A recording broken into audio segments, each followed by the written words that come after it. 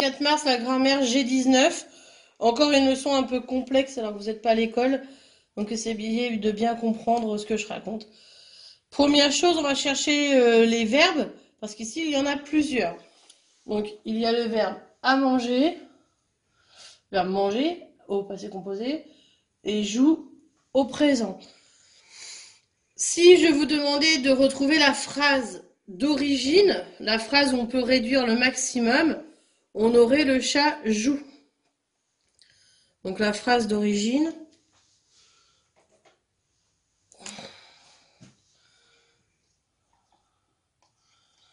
Le chat joue dans la cour. Ça, c'est la phrase d'origine. Dans cette phrase déjà d'origine, on a déjà rajouté ou un complément circonstanciel de temps. Donc le sujet de cette phrase-là, c'est le chat. Et joue, c'est le verbe. Donc du coup, le sujet de joue, bien comprendre que c'est le chat. Voilà. Donc le chat joue dans la cour, c'est la phrase principale. Le chat joue dans la cour. Et quand il y a deux phrases mélangées, on ne dit pas une phrase principale, mais une proposition principale. Donc ça, c'est la proposition principale.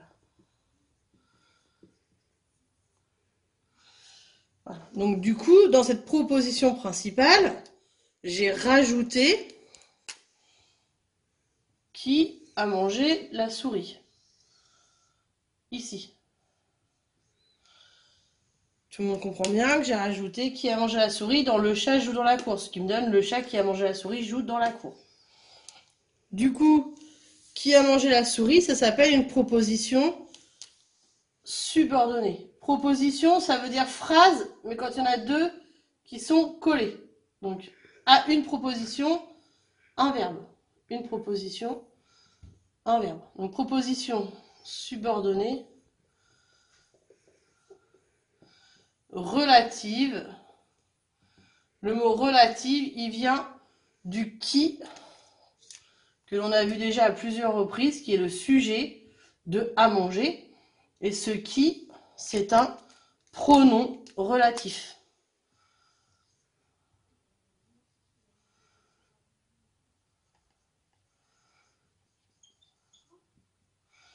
Donc, si on a relative ici, c'est parce que qui, c'est un pronom relatif. Donc, le chat qui a mangé la souris joue dans la cour. C'est deux propositions dans une seule phrase. La première proposition, c'est le chat joue dans la cour, qui s'appelle la proposition principale. C'est la première phrase. Et la deuxième que je rajoute dedans, elle s'appelle la proposition subordonnée relative. C'est qui a mangé la souris. Et je peux aussi trouver un sujet, qui, le verbe a mangé quoi, la souris, COD. Donc voilà pour l'explication. Donc on continue sur un deuxième exemple. La haie qui borde la route protège du vent. Donc là, si vous avez bien compris, on commence par souligner les verbes. Donc borde et protège. Ensuite, je cherche la première phrase, la proposition principale. Donc la proposition principale, c'est la haie protège du vent. La haie protège du vent. Ça, c'est la proposition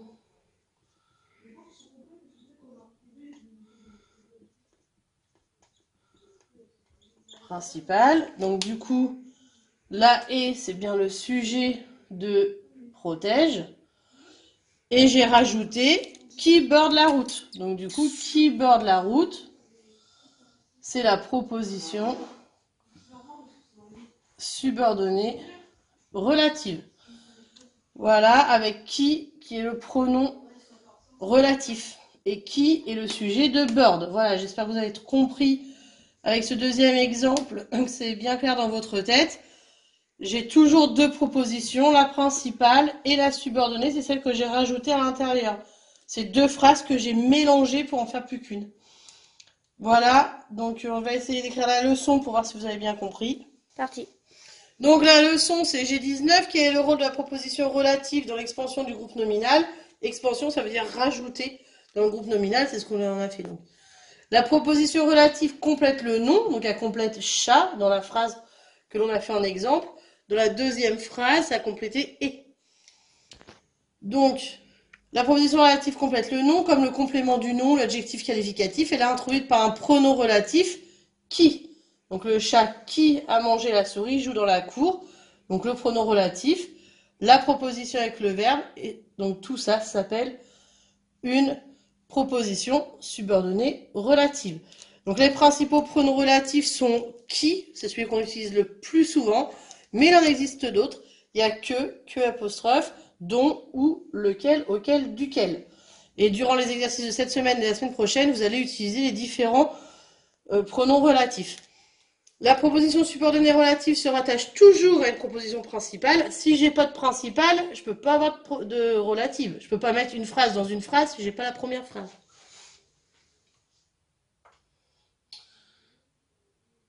Donc dont elle dépend. La proposition subordonnée relative appartient toujours au groupe nominal. Elle complète le nom appelé antécédent. Du coup, le chat, si on avait besoin de l'analyser, quand vous serez au collège surtout, parce que nous on l'analyse jamais, mais ça s'appelle un antécédent. Donc le chat, c'est l'antécédent de la proposition ici. Donc la proposition subordonnée relative qui a mangé la souris est complément de l'antécédent chat. Ça c'est l'antécédent et ça c'est complément de l'antécédent. La proposition subordonnée relative est souvent placée à l'intérieur de la proposition principale. On va dire qu'elle est enchâssée à l'intérieur de. Enchâssée, ça veut dire dedans. Donc le chat qui a mangé la souris joue dans la cour. Le chat joue dans la cour, c'est la proposition principale, ce qu'on a expliqué dans l'exemple. Qui a mangé la souris, c'est la proposition subordonnée relative et elle est enchâssée dans la principale. Enchâssée, c'est un mot plutôt que vous utiliserez au collège, mais pas du tout avec moi. Moi, ce que je veux que vous reteniez, c'est bien qu'il y a deux verbes, donc deux propositions, une qui est principale, qu'on ne peut pas enlever, et l'autre qu'on peut enlever sans problème, et qui s'appelle une proposition subordonnée relative. Voilà pour la leçon.